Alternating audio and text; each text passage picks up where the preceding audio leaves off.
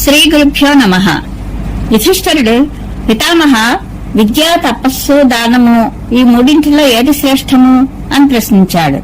భీష్ముడు చెప్పాడు, యుధిష్ఠిర, ఈ విషయంలో వ్యాస మైత్రేయ సంవాద రూపమైన ప్రాచీన ఇతిహాసాన్ని ఉదాహరిస్తూ ఉంటారు. ఒకసారి వేదవ్యాస భగవానుడు మారు రూపంలో సంచరిస్తూ కాశీకి చేరుకున్నాడు. అక్కడ మనుష్యుల మధ్య మైత్రేయ మహాముని కూర్చుని ఉన్నాడు. వ్యాసుడు అక్కడికి రాగానే ఎవరో మహాత్ముడని మైత్రేయుడు గుర్తించాడు. అతనిని శాస్త్రోక్తంగా పూజించి చక్కని భోజనం పెట్టాడు. ఉత్తమమైన, లాభదాయకమైన, అన్ని రుచులు తగినట్లుగా ఉన్న ఆ అన్నాన్ని భుజించి వ్యాసుడు మిక్కిలి సంతుష్టుడయ్యాడు. అక్కడి నుండి వెళ్లేటప్పుడు నవ్వాడు. అతడు నవ్వడం చూసి మైత్రేయుడు, ధర్మాత్మ, చేతులు జోడించి అడుగుతున్నాను, మీ నవ్వుకు కారణమేమిటి అని అడిగాడు. వ్యాసుడు, మైత్రేయ, నేను నీ వద్ద తరగనిది, చెప్పరానిది దర్శించాను. అంటే నేను ఈ స్థితి అసాధారణమైన కర్మలు చేయందే ప్రాప్తించేది కాదు, కానీ నీకు ఇది సహజంగానే ప్రాప్తించినట్లు కనబడుతోంది. ఇది తెలిసి నేను ఆశ్చర్యపడి నవ్వాను. శాస్త్రానుసారంగా ఇచ్చిన దానం కొంచెమైనా మహాఫలాన్ని ఇస్తుంది. నీవు ఈర్ష్యారహితుడవై ఆకలి దప్పులతో ఉన్న ప్రాణులకు దానం చేస్తున్నావు. నేను ఆకలితో దప్పికతో ఉన్నాను. ఈ స్థితిలో అన్నం పెట్టి నన్ను తృప్తిపరిచావు. ఈ పుణ్యఫలంగా నీవు మహాయజ్ఞాల ద్వారా కలిగే గొప్ప గొప్ప లోకాలను సాధించావు. కాబట్టి నీ పవిత్ర దానంతో నేను చాలా సంతృప్తి చెందాను. నీ బలం పుణ్యం వలన కలిగిన బలమే, నీ దర్శనం కూడా పుణ్యం వలన కలిగినదే. దానరూపమైన ఈ పుణ్య ప్రభావం వలననే నీ శరీరం నుండి పవిత్రమైన సువాసన వెలువడుతోంది. నాయనా, తీర్థస్నానాల కంటే, వైదిక వ్రతాలను నెరవేర్చడం కంటే మించినది దానం చేయడం.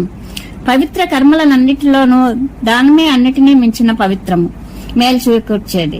నీవు ప్రశంసించే వేదోక్త కర్మలన్నిటిలోనూ దానమే శ్రేష్టమైనది. ఇందులో ఏమాత్రం సందేహించవలసింది లేదు. దాతలు ఏర్పరిచిన ఉత్తమ మార్గంలోనే మనీషులు నడుస్తున్నారు. దానం చేసేవానిని ప్రాణదాతగా భావిస్తారు. వారిలోనే ధర్మం ప్రతిష్ఠితమై ఉంటుంది. వేదాలు అధ్యయనం చేయడం, ఇంద్రియ సంయమం కలిగి ఉండడం, సర్వస్వ పరిత్యాగం వల్లనే దానం కూడా ఈ లోకంలో అతి ఉత్తమమైనదిగా పరిగణింపబడుతోంది. మహామతి, నీవు చేసిన ఈ దానం కారణంగా ఉత్తమ సుఖాన్ని పొందుతావు. బుద్ధిమంతుడు దానం చేసి ఉత్తరోత్తరం శ్రేష్టమైన సుఖం పొందుతాడని మనకు ప్రత్యక్షమైన విషయమే. నీ వంటి వారు ధనాన్ని పొంది దాంతో దానాలు, యజ్ఞాలు చేసి సుఖాలను పొందుతారు.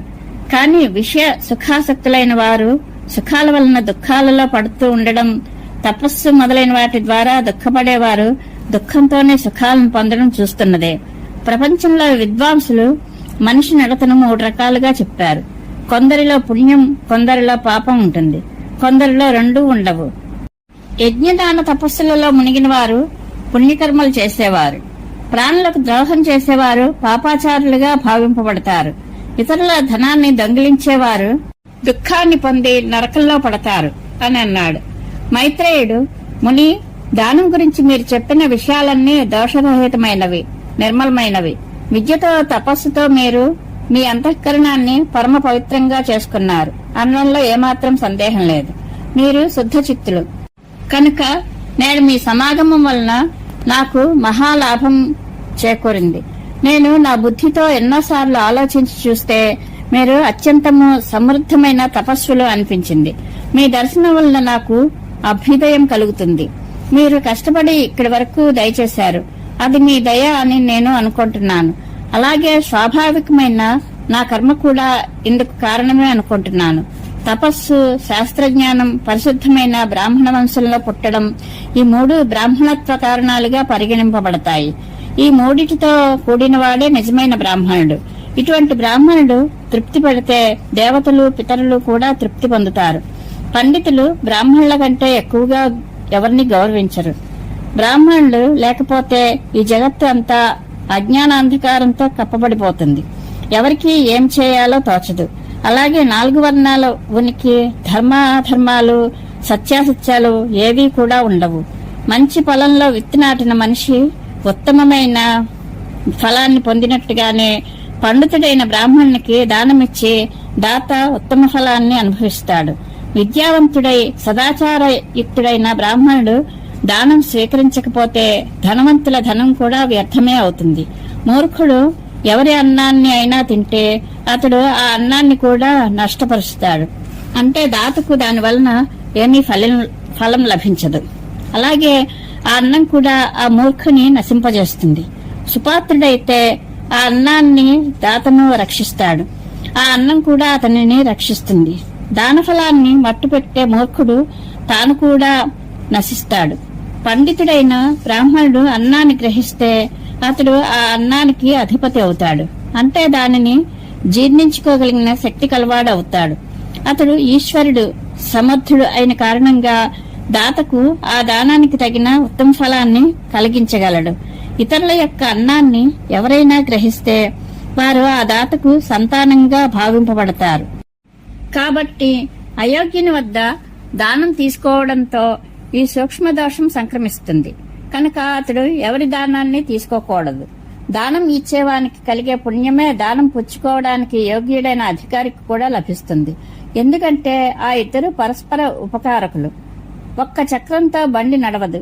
ప్రతిగ్రహీత లేనిదే దాత యొక్క దానం సఫలం కాదు. ఇది ఋషుల మాట. విద్వాంసుడు సదాచారి అయిన బ్రాహ్మణునికి ఇచ్చిన దానం యొక్క ఫలమే ఇహలోకంలోనూ పరలోకంలోనూ కూడా లభిస్తుంది. విశుద్ధ వంశంలో పుట్టిన తపోనిరతులైన దాతలు అధ్యయన సంపన్నులు అయిన బ్రాహ్మణులే సదా పూజ్యులుగా భావింపబడతారు. ఇటువంటి సత్పురుషులు ఏర్పరిచిన మార్గంలో నడిచేవారికి ఎన్నటికీ పొరపాటు సంభవించదు అని అన్నాడు. భీష్ముడు చెప్తున్నాడు, యుధిష్ఠిర, మైత్రేయుడు ఇలా అన్నాక వేదవ్యాస భగవానుడు, ఇటువంటి విషయాలు తెలిసిన నీవు చాలా అదృష్టవంతుడివి. నీకు ఇటువంటి బుద్ధి కూడా అదృష్టం కొద్దీ లభించింది. లోకంలో ప్రజలు ఉత్తమమైన గుణాలు కలవారనే అధికంగా ప్రశంసిస్తారు. రూపం, వయస్సు, సంపదలను గురించిన గర్వం నీ మనసుపై ఎంతమాత్రం లేకపోవడం ఆనందించదగ్గ విషయం. ఇది నీ పట్ల దేవతలకు ఉన్న అనుగ్రహంగానే భావించు. సరే, ఇప్పుడు నేను దానం కంటే కూడా ఉత్తమమైన ధర్మాన్ని వివరిస్తాను. ఈ లోకంలోని శాస్త్రాలు, ప్రవృత్తులు అన్ని వేదాలు ఆధారంగానే క్రమంగా ప్రచారంలోకి వచ్చాయి. మనిషి తపస్సు, విద్యల చేతనే గొప్ప పదవిని పొందుతాడని, తపప్రభావం వల్లనే తన పాపాలు నశింపచేసుకుంటాడని నేను విన్నాను. మనిషి ఏ అభిలాషలను సిద్ధింపచేసుకోవడానికి తపస్సులో నిమగ్నుడవుతాడో అవన్నీ తపస్సు, విద్య వలననే లభిస్తాయి. సంయోగం గాని, విజయం గాని పొందడానికి, తొలగించడానికి కష్టమైనది గాని అన్ని తపస్సుల వలననే సాధ్యం అవుతాయి. ఎందుకంటే తపోబలం చాలా గొప్పది. పాపాత్ములైన తాగుబోతు, దొంగ, భ్రూణహంతకుడు, గురుపత్నితో వ్యభిచరించేవాడు కూడా తపస్సుతో తరించగలరు. తమ పాపాలను పోగొట్టుకోగలరు. అన్ని రకాల విద్యలలోనూ నేర్పరి అయినవాడే కన్నులున్నవాడు. తపస్వి ఎలాంటి వాడైనా కాని కన్నులున్నవానిగా పరిగణించడానికి యోగ్యుడే. ఈ ఇద్దరికీ సదా నమస్కరించాలి. విద్యా సంపన్నులైన వారు, తపస్సులు అందరూ పూజ్యులే. దానం చేసేవారు కూడా ఈ లోకంలో ధనాన్ని, పరలోకంలో సుఖాన్ని పొందుతారు. లోకంలో పుణ్యాత్ములు అన్నదానం చేసి ఈ లోకంలో కూడా సుఖంగా ఉంటున్నారు. పైగా మరణించాక బ్రహ్మలోకం, ఇంకా శక్తివంతములైన ఇతర లోకాలను పొందుతున్నారు. దానం చేసేవారు తాము పూజలు, సన్మానాలు పొందడమే కాక ఇతరులను కూడా తాము పూజిస్తారు, గౌరవిస్తారు. వారు ఎక్కడికి వెళ్లినా అక్కడి వారందరూ వారి ఎదుట తలవంచి నిల్చుంటారు. మైత్రేయముని, నీవు తరుణుడివి, వ్రతనిష్ఠుడవు. సదా ధర్మాచరణలో ఆసక్తి కలిగి ఉండు. గృహస్థులకు అన్నిటికంటే ఉత్తమమైన ముఖ్య కర్తవ్యం శ్రద్ధగా విను. భర్త వలన భార్య, భార్య వలన భర్త సంతుష్టులుగా ఉండే వంశానికి సదా మేలు చేకూరుతుంది. వీటి వలన శరీర మాలిన్యం కడిగివేయబడినట్లుగా, అగ్ని కాంతికి అంధకారం దూరమైనట్లుగా దానం వలన, తపస్సు వలన మనిషి యొక్క పాపమంతా నశించిపోతుంది. నీకు శుభమగుగాక. ఇక నేను నా ఆశ్రమానికి వెళ్తాను. నేను చెప్పిందేదో గుర్తుపెట్టుకో, అందువల్ల నీకు మేలు కలుగుతుంది అని చెప్పాడు అని భీష్మపితామహుడు ధర్మరాజుకు చెప్పాడు. ఈ కథ మహాభారతంలో అనుశాసన పర్వంలోనిది. పరమేశ్వరానుగ్రహ ప్రాప్తిరస్తు. శుభం భూయాత్.